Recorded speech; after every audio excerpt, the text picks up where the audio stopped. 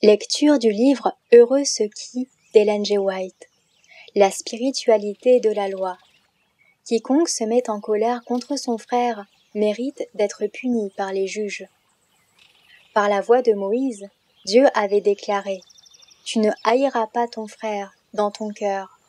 Tu ne te vengeras pas et tu ne garderas pas de rancune contre les enfants de ton peuple. Tu aimeras ton prochain comme toi-même. » Lévitique chapitre 19, versets 17 et 18.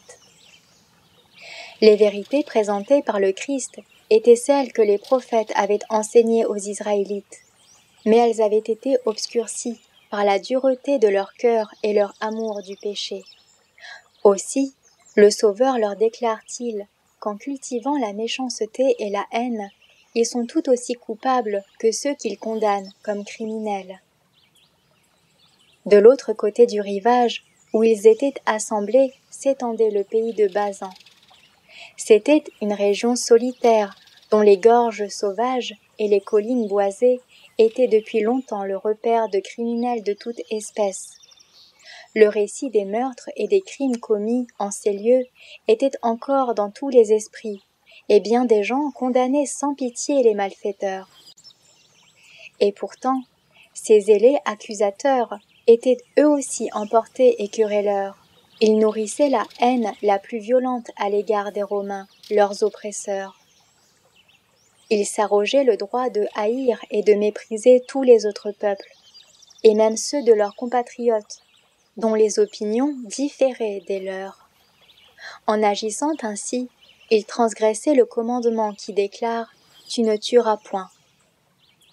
L'esprit de haine et de vengeance, dont Satan est l'auteur, fit mettre à mort le Fils de Dieu.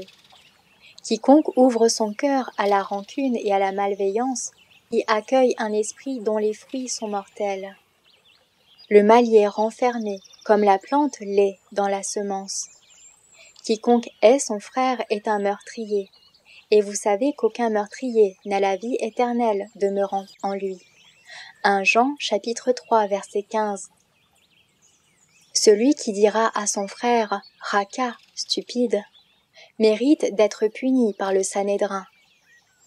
En donnant son Fils pour nous racheter, Dieu a montré à quelle valeur il estime chaque être humain, et pourquoi il ne permet à personne de parler avec mépris de son prochain.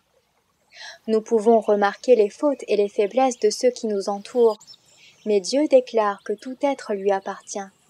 D'abord parce qu'il en est le Créateur, puis doublement parce qu'il l'a racheté par le sang précieux de Jésus-Christ. Les hommes les plus déchus doivent être traités avec tendresse et respect. Dieu nous demandera compte de la moindre parole de mépris prononcée à l'égard d'un être pour lequel le Christ a donné sa vie. Qui est-ce qui te distingue? Qu'as-tu que tu n'aies reçu? Et si tu l'as reçu, pourquoi te glorifies-tu, comme si tu ne l'avais pas reçu?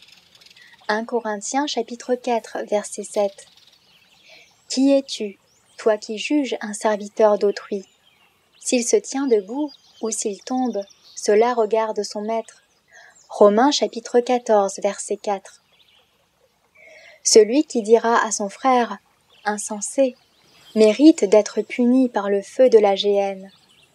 Dans l'Ancien Testament, le mot « insensé » est employé pour désigner un apostat ou celui qui s'adonne au mal.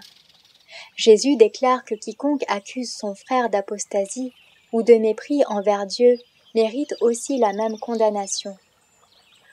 Lorsque le Christ lui-même disputait à Satan le corps de Moïse, il n'osa porter contre lui un jugement injurieux. Jude chapitre 1 verset 9. S'il s'était laissé entraîner à accuser, il se serait placé sur le terrain du diable, car l'accusation est l'arme du malin. C'est lui que les saintes Écritures appellent l'accusateur des frères. Jésus refusa d'employer les armes de Satan. Il lui adressa ces paroles « Que le Seigneur te réprime » Jude chapitre 1 verset 9. Son exemple doit être le nôtre. Chaque fois que nous entrons en conflit avec les ennemis du Christ, nous devons veiller à ne prononcer aucune parole vindicative. Le porte-parole de Dieu ne doit pas se servir de termes que la majesté du ciel elle-même a refusé d'employer avec Satan. C'est à Dieu qu'appartiennent le jugement et la condamnation. Retrouvez plus de lectures des ouvrages de l'Esprit de prophétie sur lerest.org.